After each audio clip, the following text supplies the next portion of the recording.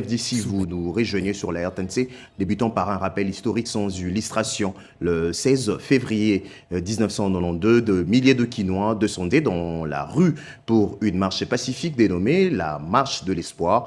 À l'appel d'une association catholique laïque, ils revendiquaient la réouverture de la conférence nationale souveraine fermée le 19 janvier de la même année. Images et commentaires à suivre dans nos prochaines éditions. Dans l'actualité également, le développement rural prend une bonne direction en RDC au cours d'une activité organisée au fleuve Congo, hôtel à Kinshasa. La première ministre Judith Suminwa Tuluka a officiellement lancé le programme régional d'appui au développement des infrastructures et de valorisation des ressources en eau transfrontalières en présence du ministre d'État du développement rural et plan. Ces projets touchera près de 500 000 ménages en RDC dans le province du Nord Ubangi, Sud Ubangi et de la Mongala. Regardez.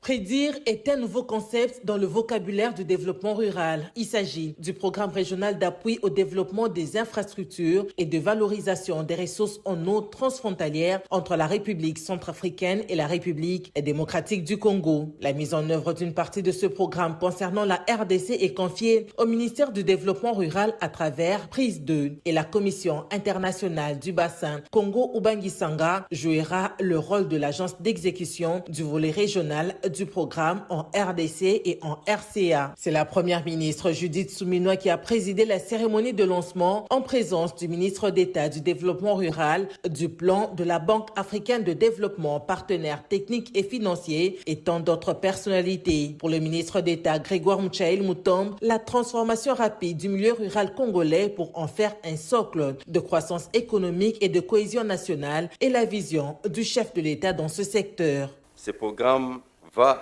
entre autres, réaliser ce qui suit: installer les stations de traitement d'eau à Guadolite, capables de fournir 2000 mètres cubes d'eau par heure, et un réseau d'adduction et de distribution d'eau et la construction du bâtiment connexe de la Régie des eaux. Mettre en place des systèmes d'approvisionnement et d'adduction en eau potable avec un appui solaire dans les provinces du Nord et Sud-Ubangi. La zone d'intervention de la phase 1 et 2 du projet Prise est passée de 5 à 10 provinces. Une expérience qui va sans doute accompagner le projet Prédire, explique le coordonnateur Deon Tsunzu. Nous avons déjà donné les instructions de préparer Prise 3 qui est dans les couloirs déjà. Pourquoi parler de Prédire? Parce que Prédire, c'est un programme régional qui prendra la RDC et la République centrafricaine, dont la partie nationale est mise en œuvre au ministère du Développement rural et la partie régionale. À noter que le budget total du volet de la République démocratique du Congo s'élève à 46,6 millions de dollars américains.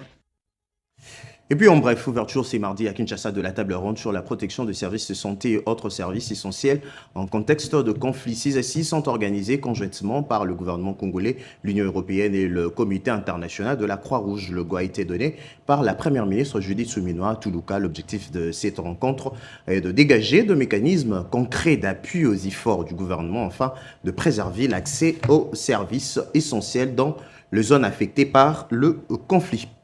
Et puis, les réformes structurelles engagées par le gouvernement dans le secteur du climat concernant le secteur de l'industrie, entrepreneuriat et de petites et moyennes sont très prises dans le secteur du climat des affaires.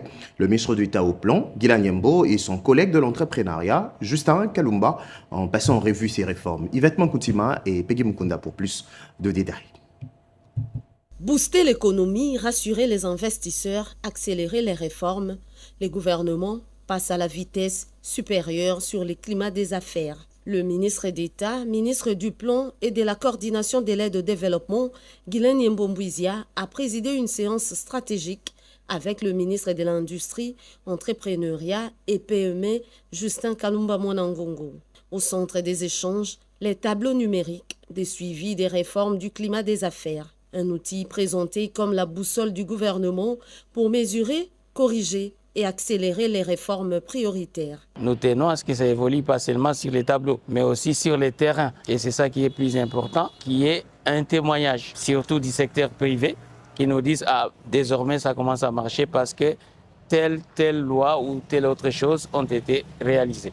Et ça, c'est plus important. Cette rencontre s'inscrit dans la continuité d'une première séance tenue en octobre 2025 dans l'objectif de renforcer la coordination entre ministères.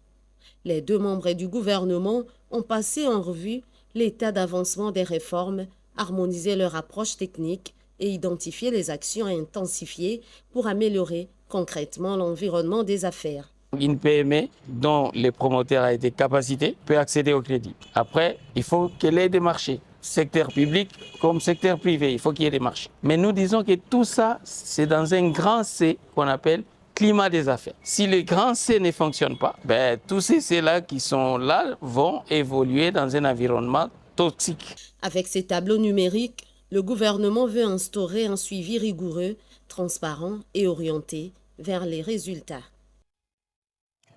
Pour lutter contre le changement climatique, la RDC doit avoir un soubassement juridique. Et pour combler ces vides juridiques, un projet de loi sur la protection de l'environnement a été déposé ce matin à la Chambre basse du Parlement congolais. Génie Dada Chabani. La forêt équatoriale fait de la République démocratique du Congo un pays solution dans le changement climatique mondial.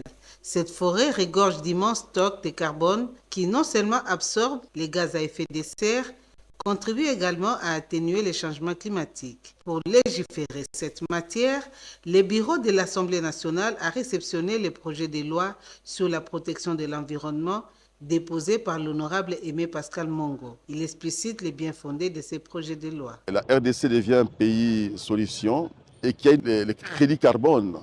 Et donc, il était important pour nous de légiférer dans ces secteurs parce que c'est un secteur qui lutte contre le réchauffement climatique, protège l'environnement et qui a une donne très importante en termes d'économie. C'est une richesse. Et donc, il était important pour nous de pouvoir légiférer dans ces secteurs pour le bien de tout le monde, tant pour le bien des communautés propriétaires de toutes ces forêts, pour le bien de la RDC qui est pays solution, et pour le bien de tous ces pollueurs de la nature avec des gaz à effet de serre. C'est un problème qui touche au plus haut point tout l'univers. Parce que plus il y a le réchauffement climatique, vous imaginez la conséquence qui était important pour nous de pouvoir jouer le rôle qui est le nôtre, celui de pouvoir protéger l'humanité entière et nous, comme Parlement congolais, légiférer dans ces secteurs qui touchent le crédit carbone, qui est aussi une manne pour nous, mais en même temps, qui est une donne importante pour absorber tous ces gaz à effet de serre. L'entame de cette édition, la sous-station électrique de Ndolo est hors service. Plus de 144 cabines électriques sans courant, constat fait par la Société nationale de l'électricité. Et c'est après le sectionnement de câbles moyenne tension de la sous-station de Ndolo par l'entreprise contractante GMT qui exécute le travaux de réhabilitation de route. Yvette Mankuntima, Edith Chala et Fiston Wavingana.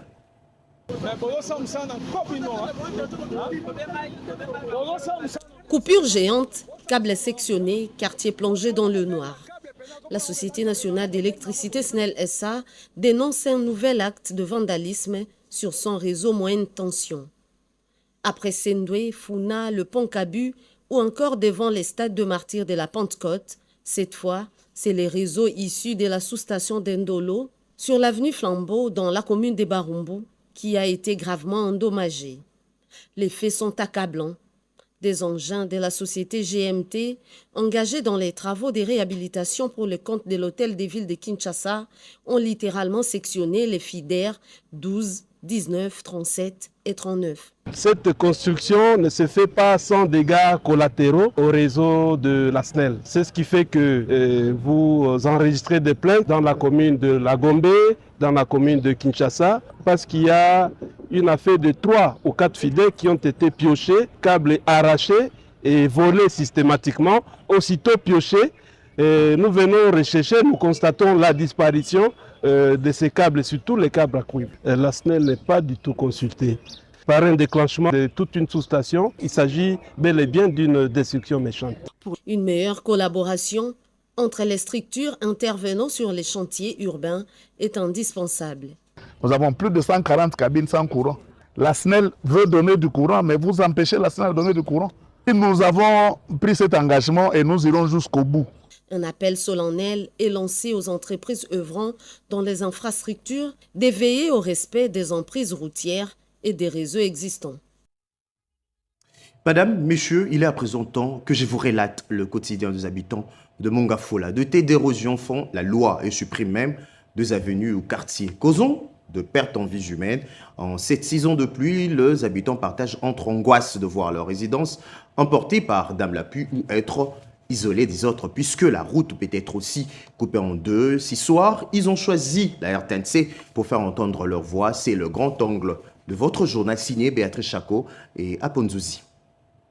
Les têtes d'érosion de la commune de Mongafula au niveau du quartier armé sont en voie d'être maîtrisées. Les notabilités de la commune veulent sauver les habitations menacées par ces têtes d'érosion. N'oublions pas que le chef de l'État, Félix Antoine Tshisekedi, a placé l'homme au centre de toute son action. C'est dans ce cadre que les moyens sont mis par notre gouvernement pour intervenir dans les infrastructures et dans la santé. Et nous sommes ici pour porter la voix de la population auprès des autorités compétentes pour obtenir d'eux une intervention. On s'est déployé pour venir d'abord nous-mêmes palper de nos yeux ces problèmes qui ont été dérangés, cette érosion qui ont été dérangé la population des armées. Si on ne prend pas charge, ça peut traverser de l'autre côté. Nous avons vu de maisons entières partir. C'est vraiment une désolation, mais au moins on peut dire que c'est un ouf de soulagement parce que nous avons vu les notables venir nous visiter. Nous avons quand même lutté, nous avons dit mobiliser le véhicule d'immondices de par-ci par-là avec nos propres moyens pour essayer de lutter, au moins conserver au moins les acquis. Ça fait plus de 30 ans, c'est depuis ce Sumobutu que l'érosion ici a commencé. Ce sont nos porte-paroles auprès de son Excellence Monsieur le Président de la République pour que cette érosion soit prise en compte et que finalement on ait des solutions durables, pourquoi pas définitives. À travers cette initiative, les habitants sont convaincus de la mobilisation des figures locales et académiques qui constituent un signal fort d'espoir dans l'attente des actions concrètes capables de mettre un terme à une crise environnementale et sociale qui n'a fait que trop durer. Parlons autre chose. Exploitation frauduleuse de fréquences congolaises et fourniture illégale de services de télécommunications par la société Amti dans l'est de la RDC. Le ministre de Poste et Télécommunications, Maître José Panda, a présenté ce mardi 17 février les inquiétudes du gouvernement congolais au chargé d'affaires de la République sud-africaine, assumant l'intérim de l'ambassadeur en RDC. Les autres commentaires avec Nono Monseko. MTN est une firme privée de droit sud-africain dont une succursale est installée au Rwanda, mais fournit illégalement les services de télécommunication dans le Nord Kivu. C'est pour cette appartenance sud-africaine de MTN que ce dossier inquiétant a été présenté au chargé d'affaires d'Afrique du Sud. C'est inacceptable, comme l'a indiqué le président de l'ARPTC. MTN est un opérateur privé. Il s'agit de respect d'une réglementation en matière de télécommunications. Et pour cela, c'est une entreprise qui doit respecter la réglementation congolaise et ne pas entrer dans un conflit politique. C'est une stigmatisation que nous avons faite auprès du chargé d'affaires, pour lequel nous attendons de sa part un retour vers nous par les renseignements que celui-ci prendra au niveau de l'Afrique du Sud via le gouvernement sud-africain. Et ensuite, nous verrons les dispositions qui pourraient être aménagées entre les deux pays pour que cette activité cesse. Nous sommes dans un processus qui va nous amener jusqu'aux instances internationales. MTN doit s'expliquer devant le gouvernement sud-africain, a promis le chargé d'affaires Matiwane. On veut toujours améliorer les relations bilatérales entre le RDC et l'Afrique du Sud. S'il y a quelque chose qui veut interrompre cette bilatérale relation, c'est pas tout à fait bien. Donc, on voulait toujours avoir des choses claires entre les deux pays. Et nous, on va retourner parler avec notre capitale par rapport à ce qui se passe avec cette entreprise. Nous n'allons pas nous laisser faire. Nous irons jusqu'au bout avec cette affaire, a déclaré Maître José Mpanda Kabangu à son hôte avant de se séparer. Autre grand titre de ce soir, c'est mardi, le ministre de l'économie numérique a discuté avec une délégation de haut niveau composée d'experts de la Banque mondiale sur l'opérationnalisation d'un investissement massif de 500 millions de dollars pour la transformation numérique de la RDC. Paulette Lomba, Donan Monsekou et Gulam Mukunga.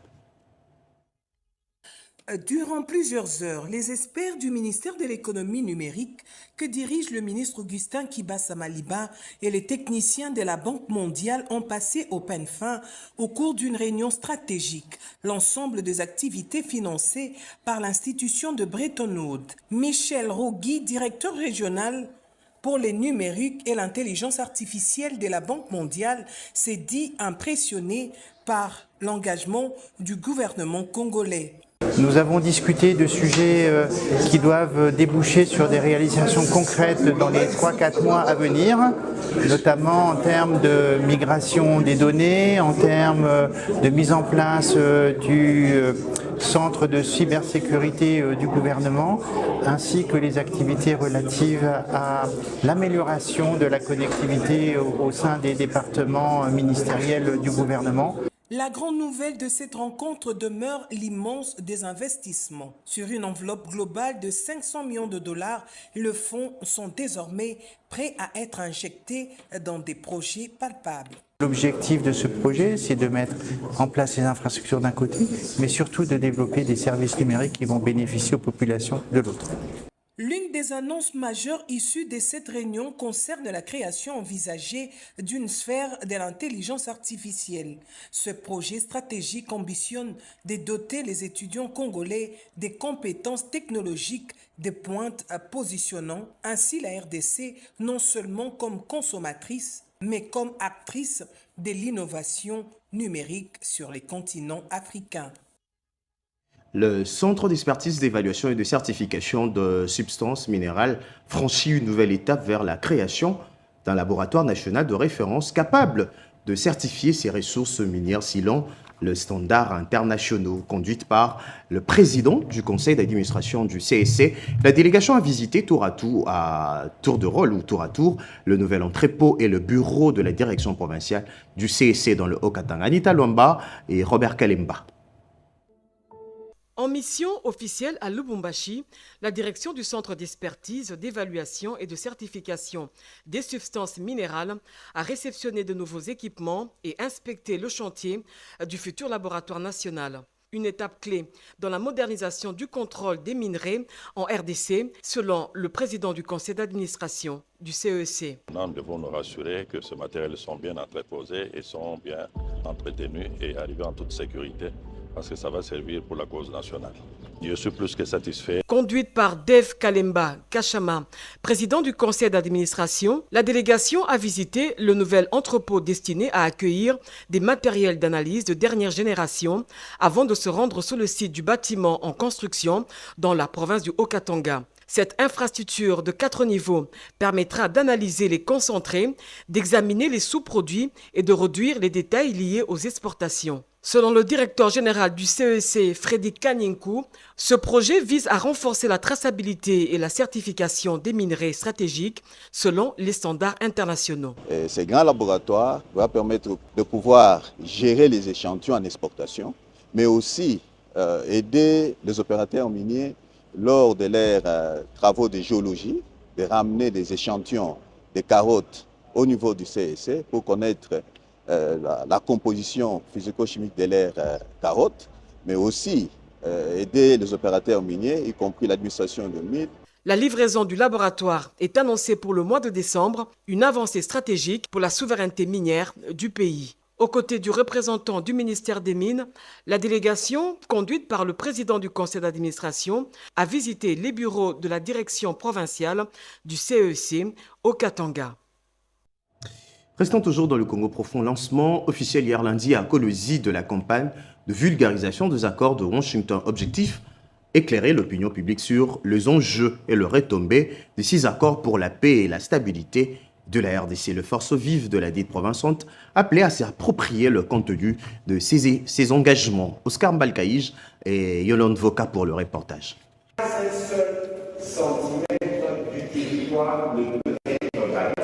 Le Lualaba a été choisi comme province pilote pour le lancement de la campagne de vulgarisation des accords de Washington, récemment signé entre les deux parties prenantes au processus de paix. Ce choix symbolique et stratégique traduit la volonté des autorités nationales d'ancrer le message de paix et de cohésion dans toutes les provinces de la RDC. La séance d'échange organisée ce lundi 7 février 2026 dans la magnifique salle polyvalente du gouvernement provincial à l'intention des forces vives de la province a été co-animée par le ministre national de la communication et médias et porte-parole du gouvernement Patrick Mouyaya Katembwe et la gouverneure Marie-Thérèse Masuka Saini. Plusieurs personnalités politico-administratives ont pris part à cette rencontre, notamment le ministre national de la Justice, le président de l'Assemblée provinciale du Lualaba, Jean-Marie Kasséa Chingambo, et le vice-gouverneur de province, Clément Mofundi Chinat-Karl. D'entrée des jeux, Marie-Thérèse Masuka Saini a salué l'engagement constant du président Félix-Antoine Tshisekedi Tshilombo dans la quête de la paix et de la stabilité sur l'ensemble du territoire national. Il y a les sujets qui, chaque fois, quand on en parle, les gens veulent savoir qu'est-ce qui s'est passé. Est-ce qu'il y a eu des accords? Bien sûr, il y a eu des accords. Est-ce que ces accords sont défavorables pour la population de la République démocratique du Congo? Lors de son intervention, Patrick Mouyaya Katembwe a expliqué avec précision et clarté les contours de ces accords, dissipant les zones d'ombre et répondant aux préoccupations de l'opinion. C'est pour la première fois qu'on a un accord où le président rwandais reconnaît qu'il a ses troupes en RDC. Parce que souvent il nie « Ah, je ne suis pas là-bas ». Et donc, qu'on ne vous trompe pas, nous n'avons été à aucune discussion où on a dit qu'on allait lâcher 1 centimètre de notre territoire.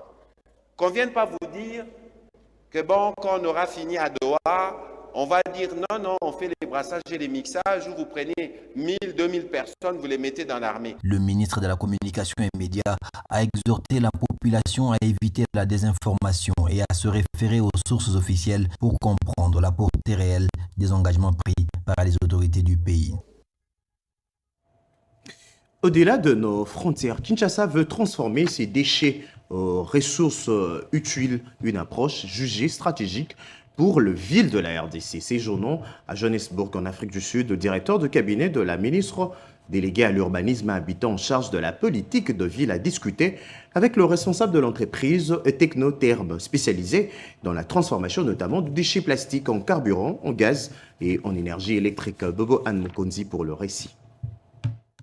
Imaginez toutes ces machines de traitement des déchets ménagers installées en République démocratique du Congo. L'idée fait rêver et pourtant, c'est la conviction de la ministre déléguée à l'urbanisme et habitat en charge de la politique des villes, Angèle Bangassayogo. Kinshasa, des routes assainies, des charges publiques entretenues, une brigade de propriété qui rédorquine la belle. Le directeur de cabinet de la ministre déléguée à l'urbanisme, Isha Bundu, a, durant son séjour en Afrique du Sud, initié une itinérance de travail à Technotherm, à Johannesburg, une firme sud-africaine qui se distingue dans le traitement des déchets ménagers, dans la transformation des plastiques en produits ressources, en gaz et énergie électrique, une haute technologie pour la protection de l'environnement. Ces échanges portés par Isha Bundu consistent également à étudier les contours d'un partenariat gagnant-gagnant pour notamment la création progressive de nouvelles chaînes de valeur autour de l'économie verte, une réponse de taille face aux impératifs environnementaux. Ces démarches proactives témoignent de l'engagement de la ministre déléguée dans la mise en pratique de sa politique de gestion de l'environnement, mais aussi d'en faire un moteur d'innovation, d'investissement et de développement durable. À travers cette initiative, l'avocate de la ville congolaise réaffirme sa détermination à inscrire les villes congolaises dans une dynamique moderne, résiliente et responsable où la gestion des déchets devient un facteur de progrès, de dignité urbaine et de souveraineté énergétique. Au pays, une formation approfondie sur la procédure de passation de marchés publics par le secrétariat général aux infrastructures et travaux publics. L'autorité de régulation de marchés publics a apporté l'expertise dans cette session de renforcement de capacité durant 25 jours pour 43 ingénieurs. Rodé Panda. 43 experts du secrétariat général aux infrastructures et travaux publics, ITP, viennent de suivre une formation approfondie sur toute la procédure pour la passation des marchés publics du début jusqu'à l'exécution. L'expertise de l'autorité de régulation des marchés publics, ARMP, a été mise en contribution. Dans ce domaine, il y a beaucoup d'argent qui sont investis par le gouvernement. C'est ainsi que nous voulons avoir des résultats palpables, surtout dans le domaine des infrastructures. Cette formation a consisté essentiellement à doter ces participants de connaissances essentielles pour leur permettre de comprendre le cycle des marchés publics de son début jusqu'à la fin. Différents modules alignés pour permettre aux ingénieurs du secrétariat général des travaux publics d'améliorer la qualité des services dans l'administration sur comment gérer, contrôler, mais aussi faire le suivi dans la réalisation des projets du gouvernement de la République. Pour les directeurs chargés de la formation au secrétariat général des ITP, cet apprentissage est d'une grande importance. Les modules suivis vont nous aider à bien respecter la loi sur le marché public. L'un des participants bénéficiaires de cette session de renforcement des capacités confirme la pertinence des nouvelles notions acquises. Tout ce que nous avons appris, ça nous permet davantage de respecter les principes préalables du marché public, la transparence, l'équité, le libre accès aux commandes. La représentante du secrétaire général n'a pas manqué de féliciter les participants pour leur assiduité durant les 15 jours de formation. Par ces mots, je déclare close la formation approfondie axée sur les procédures de passation de marché public. La remise des brevets aux participants est une preuve de la fin de la formation avec succès. École de parti et formation politique, l'Union pour la démocratie et le progrès social, UDPS, s'est revendiqué être un parti national et inclusif. Lors de la célébration du 44e anniversaire d'existence de ces partis, le député national de la communauté Banyamulenge a lancé un appel à tout le Congolais de s'engager derrière le chef de l'État contre l'agression rwandaise sur le sol congolais, car la communauté Banyamulenge n'a jamais sollicité la protection d'un autre pays. Alain Bikaï. La célébration du 44e anniversaire a été l'occasion de plus pour l'Union pour la démocratie et le progrès social, UDPS Tshisekedi, d'éprouver à la face du monde qu'elle reste la plus importante machine politique de la RDC. Parti de gauche, membre de l'Internationale socialiste, il a totalisé cette année 44 ans d'existence et se présente comme une formation nationale rassemblant des différentes communautés sans discrimination aucune. Au nom de la communauté Banyamulenge, les députés nationaux élus sur la liste de l'UDPS dans les territoires d'Uvira, Lévi Roque Kangura a appelé les Congolais à se mobiliser derrière le chef de l'État, Félix Tshisekedi, pour défendre le pays face à l'agression rwandaise. Wakati ambao rais tumeanzishwa vita vya uvamizi wa nchi jirani ya Rwanda. Rangeons-nous derrière les chefs de l'État pour défendre le pays contre l'agression rwandaise comme on l'avait fait contre la dictature de Mobutu. Tulipiganisha utawala wa kidikteta wa Rais Mobutu. De son côté, les chefs de file du parti présidentiel, Augustin Kabouya, salue les avancées enregistrées sous les mandats de Félix-Antoine Tshisekedi Tshilombo, notamment en matière de liberté d'expression et d'ouverture politique, tout en rappelant que ces libertés ne doivent pas être confondues avec les atteintes à la sécurité nationale ni à la déstabilisation des institutions de la République. La reddition de plusieurs éléments Mobundo dans le Maïndombe, qui est intervenu après l'arrestation de certains acteurs politiques, est une preuve éloquente que dans la tête de certains acteurs politiques, cette confusion demeure. Et puis le militant de l'UDPS Kibassa ont aussi célébré le 44e année d'existence de ces partis en présence du ministre de l'économie numérique, Augustin Kibassa. Bobo Anne Mokunzi nous propose un retour en image sur cette célébration.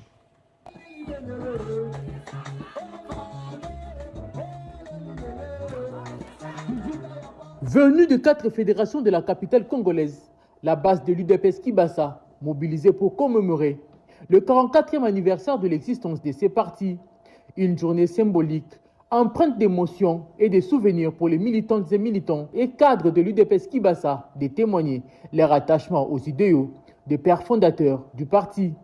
Présent dans cette cérémonie, le ministre de l'économie numérique, Augustin Kibassa, confiant pour la réussite de l'engagement des actions du chef de l'État, Félix-Antoine Tshisekedi Tshilombo, pour le retour de la paix en République démocratique du Congo et les réformes engagées dans plusieurs secteurs pour le développement de la RDC. Aujourd'hui, un homme mérite d'un combat historique. Félix-Antoine Tshisekedi Tshilombo, aujourd'hui l'histoire nous donne raison. Un digne fils de l'UDPS est à la tête de notre nation. Issu de cette école de la résistance, L'homme incarne la matérialisation des rêves de nos pères fondateurs et de nos élus. Nous avons conclu un accord stratégique avec Washington. Sous son leadership, nous redonnons à l'État congolais sa dignité. Sous son leadership, nous faisons face aux défis avec détermination et courage. Alain Kingumushidi, secrétaire général AI de ces partis, a par la même occasion fait un appel à la population congolaise en général et aux membres du parti de l'UDPS Kibasa en particulier à soutenir les actions du chef de l'État. Avec 4 ans de décennies de lutte et 7 ans de pouvoir, l'UDPS Kibasa s'affirme dans la sphère politique comme le porte-étendard du bien-être et social de la population congolaise. Et puis le FIDEC de Fifi Masuka Saini, gouverneur du Lualaba, a lancé mardi à Kinshasa l'opération de l'octroi de cartes de membres de taille très prochainement sur la RTNC. C'est mercredi 16 février, 18 février plutôt, 2026, la constitution de la RDC totalise 20 ans depuis sa promulgation. À cette occasion, le secrétaire permanent André Bata mobilise l'élite intellectuelle à participer au colloque qu'organise l'IDPGA et la faculté de droit au Palais du Peuple dans la salle de banquet à partir de 9h de Kinshasa. Les scientifiques sont invités à ces colloques, Robert Ndaye et Turbo Chibanga pour plus de détails.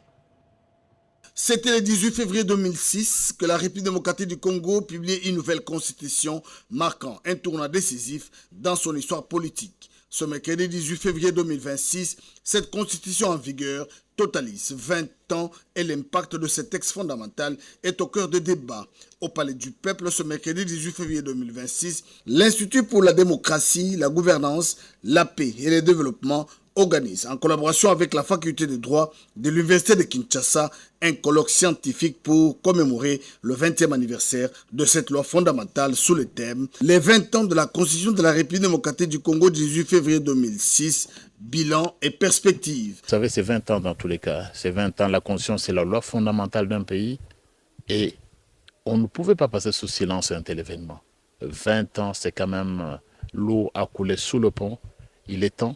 20 ans après donc que le peuple congolais, à travers son élite, faculté de droit, Université de Kinshasa et DGPA, puisse s'asseoir autour d'une table et réfléchir froidement au cours d'un colloque scientifique, je dis bien pas politique, mais scientifique, pour faire le bilan de cette constitution et dégager les perspectives. Un colloque scientifique qui connaîtra la présence de plusieurs scientifiques et professeurs. C'est un colloque pluridisciplinaire. C'est-à-dire qu'il n'y aura pas que des juristes, il y aura des économistes, des politologues, des philosophes, des théologiens, mais également plusieurs universités représentées. 20 ans après sa promulgation, la Constitution de la République démocratique du Congo reste un pilier important de la gouvernance et de la démocratie, avec Évariste Bochab, Jacques Ndjoli, Émile Bongeli, Vincent Kangulumba et André Mbata. Les débats de la Constitution doivent quitter la rue pour se pencher sur son avenir.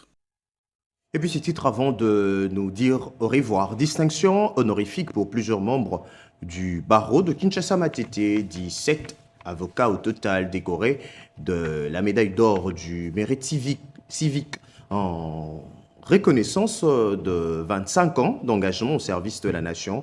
La cérémonie s'est tenue à la chancellerie des ordres nationaux. Le film de cette cérémonie avec Kerenka Kolongo. La chancellerie des ordres nationaux a servi de cadre ce mardi 17 février 2026 à une cérémonie solennelle des décorations des médailles d'or du mérite civique. 17 avocats inscrits au barreau de Kinshasa-Matete ont reçu cette distinction honorifique en reconnaissance de 25 années de loyaux services rendus à la nation, marqués par l'abnégation, le sens du sacrifice et la responsabilité professionnelle. Les médailles que nous portons ne ressemblent pas à un trophée accordé aux pharisiens ou aux scribes. C'est en réalité un appel à faire mieux davantage pour continuer de mériter la reconnaissance de la nation. Présidé par le chancelier national des ordres nationaux, le général-major André Matoute Zouloua, la cérémonie a été ponctuée par la lecture des décisions officielles suivie de la remise solennelle des médailles aux lauréats dans un décor protocolaire empreint de solennité. Au nom des récipiendaires, Maître Singa Jean-Marie a exprimé sa gratitude au chef de l'État, Félix Tshisekedi, pour avoir autorisé cette reconnaissance officielle. Ça ne peut qu'être une occasion de très grande joie, une très grande satisfaction pour nous. Et nos jeunes qui viennent après, certainement qu'ils vont suivre notre exemple, ils vont servir l'État avec beaucoup de loyauté pour qu'un jour la nation puisse également leur être reconnaissante. Le barreau de Kinshasa-Matete, dirigé par le bâtonnier Emilio Uchembe-Wembo, voit ainsi plusieurs de ses membres honorés pour leur engagement constant au service de la justice. L'avocat, c'est quelqu'un qui rend service aux autres. Donc, on a choisi ce métier et nous sommes obligés d'aller avec ce métier jusqu'au bout. La manifestation s'est achevée en fin de matinée sous les notes de l'hymne national. Merci à Gudi Boilia, André Njeka, Patrick Bapuila, René Ngwangu, Joseph Nzezo, Alain Galia, Chico Bipendo et Narcisse Makani pour avoir réalisé cette édition. Merci aussi à vous de nous avoir suivis, à toutes et à tous. Bonne soirée et à demain sur la RTNC.